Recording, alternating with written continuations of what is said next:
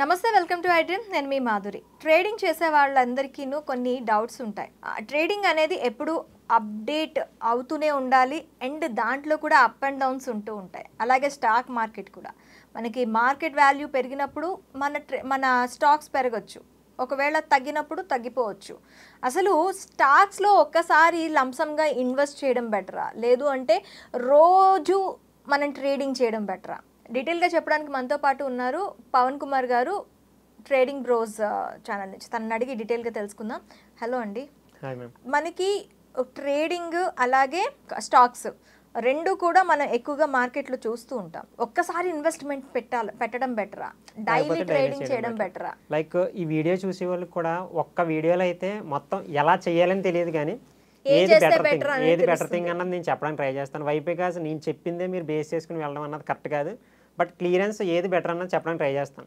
Stock మార్కెట్లో రెండు విధాలుగా ఉంటాయి ఇన్వెస్ట్మెంట్ చేయడం అదేవిధంగా డైలీ ట్రేడింగ్ చేయడం ట్రేడింగ్ మళ్ళీ సపరేట్గా సెగ్మెంట్స్ ఉంటాయి ఎఫ్ఎన్ఓ ట్రేడింగ్ అని అది కొంచెం హైలీ రిస్క్ ఎందుకంటే దాంట్లో డికేలు ఇవన్నీ కూడా ఉంటాయి అనమాట మేబీ ట్రేడింగ్ అలవాటు ఉన్న వాళ్ళకి ఐడియా ఉంటుంది అది ఎక్స్పైరీ అవన్నీ ఉంటాయి కదా ఆప్షన్స్ ఫ్యూచర్స్ లైక్ ఇవన్నీ ఉంటాయి దాంట్లో ఎక్కువ లాస్ అయ్యే అవకాశం ఎక్కువగా ఉందన్నమాట ఆ సెగ్మెంట్ అలా డిజైన్ చేయబడింది ఓకేనా అండి అదేవిధంగా స్టాక్స్లో ఇంట్రాడే చేయడం అంటే ఇంట్రాడే మీన్స్ అంటే ఏంటంటే ఈ రోజు 9:15కి మార్కెట్ ఓపెన్ అవుతుంది 3:30కి ఎండ్ అయిపోతుంది సో ఈ రోజు కాల వ్యవధిలో చేయడానికి ఓకేనా ఈ రోజు కాల వ్యవధిలో అంటే మార్నింగ్ మీరు ఏ టైంలో ఎంట్రీ తీసుకున్నా సరే 3:30 వరకు అది ఎగ్జిట్ అయిపోద్ది ఓకే అలా కాకుండా మీరు ఫండమెంటల్గా టెక్నికల్గా ఒక స్టాక్ని చూస్ చేసుకుని లైక్ ఫర్ ఎగ్జాంపుల్గా చెప్పాలంటే రిలయన్స్ కానీ ఎంఆర్ఎఫ్ షేర్స్ కానీ లేకపోతే సంథింగ్ ఉన్నాయి కదా కంపెనీస్ సో వాటిని ఫండమెంటల్గా టెక్నికల్గా చూసుకున్నాం అనుకోండి ఫండమెంటల్గా అంటే ఏంటంటే ఫండమెంటల్ అనాలిసిస్ 2 టైప్స్లో ఉంటుంది మేడం క్వాలిటేటివ్ క్వాంటిటేటివ్ సో అది మనకి క్వాలిటేటివ్ అంటే ఏంటంటే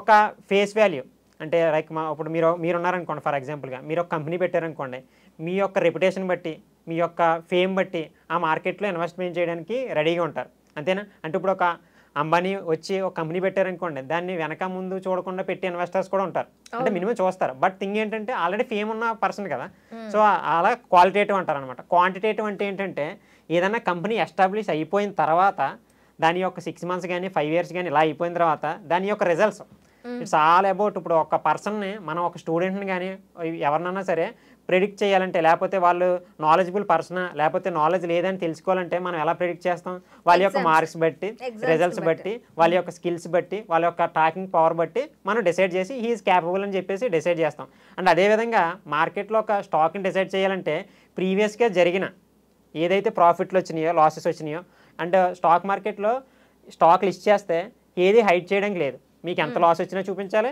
మీకు ఎంత ప్రాఫిట్ వచ్చినా సరే చూపించాలి ఇలాగా ఒక 5 years వ్యవధిలో ఈ స్టాక్ అంతా కూడా ప్రాఫిటబుల్గా ఉంది ఈ క్వార్టర్లీ రిజల్ట్స్ ఉంటాయి మేడం క్వార్టర్లీ హాఫర్లీ యాన్యువల్లీ ఓకేనా లైక్ 3 monthsకి 6 monthsకి ఇయర్లీ మనకి ప్రాఫిట్ అండ్ లాసెస్ వస్తుంది బ్యాలెన్స్ షీట్లు వస్తాయి వాటిని చెక్ చేస్తే అది సక్సెస్ఫుల్గా ఉందా లేదా అర్థమవుతుంది మనకి ఓకేనా అదే విధంగా అంటే దాని 5 years లో ఉండే quarterly and half yearly plans అనే ఇది ఎలా ఉన్నాయి బ్యాలెన్స్ షీట్స్ అనేవి మనం ఖచ్చితంగా చెక్ చేసుకోవాలి చెక్ చేసుకోకపోతే మీరు ఎందుకు పెడుతున్నారు మీకు తెలియనట్టే అలా తెలియకుండా పెడుతున్నారంటే మీరు 100% కూడా డిసైడ్ అయిపోండి మీ మనీ పోతున్నట్టే తెలియకుండా పెడుతున్నామంటే మన తప్పే కదా స్టార్ట్ అయిపోయింది కదా మిస్టేక్ అండ్ అగైన్ ఇంకేముంటాయంటే ఫీల్డ్ కేటగిరీస్ ఉంటాయి ఇప్పుడు కేటగిరీస్ ఎలా అంటే ఇప్పుడు హెల్త్ సెక్టర్ ఉంటుంది మెటల్ సెక్టర్ ఉంటుంది లైక్ అదేవిధంగా కన్స్ట్రక్షన్ ఫీల్డ్స్ ఉంటాయి బ్యాంకింగ్ సెక్టర్ ఉంటుంది ఓకేనా ఈ సెక్టర్స్ ఉంటాయి కదా ఇప్పుడు స్టాక్ మార్కెట్ని ఎలా డివైడ్ చేశారంటే మేడం ఫర్ ఎగ్జాంపుల్గా ఈ స్టాక్ మార్కెట్లో చాలా స్టాక్స్ ఉంటాయి మీకు కనిపించే యాపిల్ మొబైల్ ఉంటుంది అండ్ అదేవిధంగా మీకు కనిపించే ప్రతి ప్రోడక్ట్ కూడా స్టాక్ మార్కెట్లో ఉంటుంది అది ఒక్కో సెక్టర్ లైక్ ఆటోస్ కానీ కార్స్ కానీ ఇవన్నీ కూడా ఉన్నాయనుకోండి అదేంటి ఆటోమొబైల్ సెక్టర్లోకి వెళ్తుంది ఇలా సెక్టార్స్ కింద డివైడ్ హెల్త్ సెక్టర్ ఇలా సెక్టార్స్ కింద డివైడ్ చేశారనమాట మీకు ఆ సెక్టార్స్లో ఒకసారి మీరు ఒక స్టాక్ని సెలెక్ట్ చేసుకున్నారనుకోండి ఆటోమొబైల్స్లో ఒక స్టాక్ని సెలెక్ట్ చేసుకున్నారనుకోండి ఆటోమొబైల్స్ అది ఒకటే ఉంటుందా ఇంకా చాలా ఉంటాయి కదా మీకు కంపారిజన్ ఉంటుంది ఏది బెస్ట్ పర్ఫార్మెన్స్ చేస్తుంది ప్రతి ఇయర్ ప్రతి క్వార్టర్లీస్ ఏది బెస్ట్ పర్ఫార్మెన్స్ చేస్తుంది అని అక్కడ తెలుస్తూ ఉంటుంది దానికి ఒక వెబ్సైట్ ఉంటుంది ఆ వెబ్సైట్ చెప్తుందని చూడండి మీకు కావాలంటే మేము చెక్ చేయాలి అంటే మాటలతో చెప్పేస్తున్నారు అది ఎక్కడ చూడాలో మాకు తెలియదు కదా ఇప్పుడు స్టాక్ని ఎలా చూడాలో తెలియదు అని మీకు చాలామంది డౌట్ ఉంటుంది screener.com అని ఉంటుంది screener.com అది మీరు అలా సెర్చ్ చేశారనుకోండి క్రోమ్లోని మీకు వెబ్సైట్ వస్తుంది, గ్రీన్ కలర్లో వస్తుంది. దాన్ని క్లిక్ చేసి అక్కడ సెర్చ్ బార్లో మీరు ఏ స్టాక్ని నేమ్ టైప్ చేసినా సరే దాని యొక్క ఎవరో దాన్ని లిస్ట్ చేశారు, ఎప్పుడు లిస్ట్ అయ్యింది, దాని ఆల్ టైమ్ అయ్యి ఎంత, దాని ఫేస్ వాల్యూ ఎంత, దాని డివిడెంట్ ఎంత, అవన్నీ కూడా మీకు screener.comలో క్లియర్గా బ్యాలెన్స్ షీట్తో సహా వస్తుంది. దాని ద్వారా మనం ఆ స్టాక్ని మనం ఐడెంటిఫై చేసుకుని అలాంటి స్టాక్స్లో పెట్టేసామనుకోండి మనీ. సో అలాంటి ఎలాగ గ్రోత్ అవుతుంటాయి కాబట్టి ఇప్పుడు మీరు ఫర్ ఎగ్జాంపుల్గా నేను అంబానీ అని చెప్తున్నాను కాబట్టి ఫర్ ఎగ్జాంపుల్గా చెప్తున్నాను, నేను అది కొనండి ఇది కొనండి అని కాదు. ప్రీవియస్గా ఉన్న స్టాక్స్ ఉంటాయి రిలయన్స్ ఇవన్నీ కూడా స్టార్టింగ్లో ఎంత ఉంది, 100 రూపీస్ 200 రూపీస్ అలా ఉంది. ఇప్పుడు ఎంత ఉన్నాయి, థౌజండ్స్లో ఉన్నాయి. అది గ్రో అవుతూనే ఉంటుంది, కంట్రీ గ్రో అవుతుంటే అవి కూడా గ్రో అవుతూనే ఉంటాయి. ఇప్పుడు 2023లో చూసిన చాలా స్టాక్సే ఇప్పుడు డబల్ అయిపోయాయి. ఎందుకంటే India is growing country, update అవుతున్న కంట్రీ. సో దట్స్ వే అది వెళ్తూ ఉంటుంది. ఇక్కడ ట్రేడింగ్ చేయాలి అన్న పాయింట్ ఆఫ్ వ్యూ నేను ఇన్వెస్ట్మెంట్ గురించి ఆల్రెడీ చెప్పాను. ఇలా చేస్తే కానీ మీకు ఇన్వెస్ట్మెంట్ బాగా చేయగలరు ఫండమెంటల్గా చేసి. తర్వాత టెక్నికల్ అనాలిసిస్ నేర్చుకోవాలి. టెక్నికల్ అనాలిసిస్ అంటే ఏంటి బ్రో అంటే price action, candlesticks, patterns, trend lines, smart money concepts ఇవన్నీ కూడా అడ్వాన్స్డ్ లెవెల్లో నేర్చుకుంటే మీకు టెక్నికల్ అనాలిసిస్ అర్థమవుతుంది ఎక్కడ కొనాలని చెప్పేసి. ఓకేనా? అండ్ అగైన్ దానికి మళ్ళీ స్టాక్ని ఎప్పుడు కూడా ఆల్ టైమ్ అయినా కొనకూడదు. ప్రతి బిగ్ ప్లేయర్ కూడా చెప్తారు మీకు. ఎందుకంటే ఆల్ టైమ్ హైలో ఎందుకు కొనకూడదంటే ఇప్పుడు నేను ఉన్నాను ఫర్ ఎగ్జాంపుల్కి నేను అస్తమానం చెప్తూ ఉంటాను. నేను ఇప్పుడు రన్ చేసుకుంటూ వచ్చి ఈ రూఫ్ని టచ్ చేసి మళ్ళీ కింద ప్లేస్ అయ్యాను అనుకోండి, మళ్ళీ నేను ట్రై చేస్తే ఆల్రెడీ టచ్ అయ్యాను కాబట్టి నేను టచ్ చేయగలను మళ్ళీ. అంతే కదా, నా కెపాసిటీ అక్కడ దాకా ఉంది.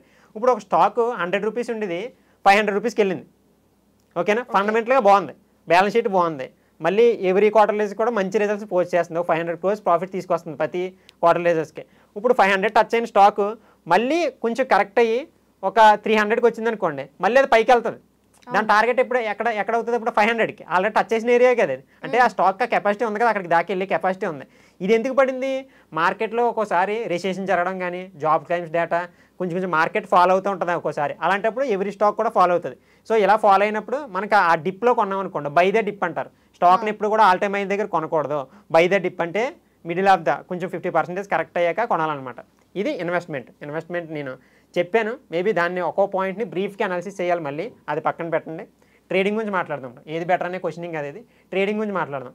ట్రేడింగ్ అంటే మీకు దీనికి పూర్తి స్థాయిలో టెక్నికల్ అనాలిసిస్ కావాలి, న్యూస్ బేస్డ్ కావాలి. ఈరోజు న్యూస్ని వాచ్ చేయాలి, న్యూస్ని వాచ్ చేసి మళ్ళీ దాన్ని టెక్నికల్ అనాలిసిస్ చేసి అప్పుడు ఈ రోజుకి సంబంధించిన లెవెల్ని బేస్ చేసుకుని మనం ఎంట్రీ తీసుకోవడం, ఎగ్జిట్ అవ్వడం అని ఉంటుంది. దీంట్లో రిస్క్ ఎక్కువ ఉంటుంది.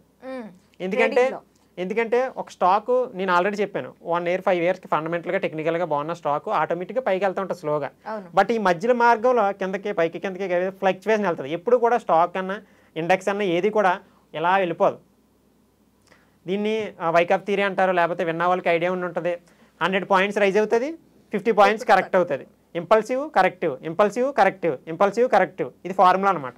సో అలా వెళ్తుంటుంది. ఈ మధ్య భాగంలో మనం ట్రేడ్ చేయడం వల్ల అది రివర్సల్లో లేదో తెలియకపోవడం వల్ల technical analysis lack of knowledge వలన ఫెయిల్ అయ్యే అవకాశం ఎక్కువగా ఉందన్నమాట.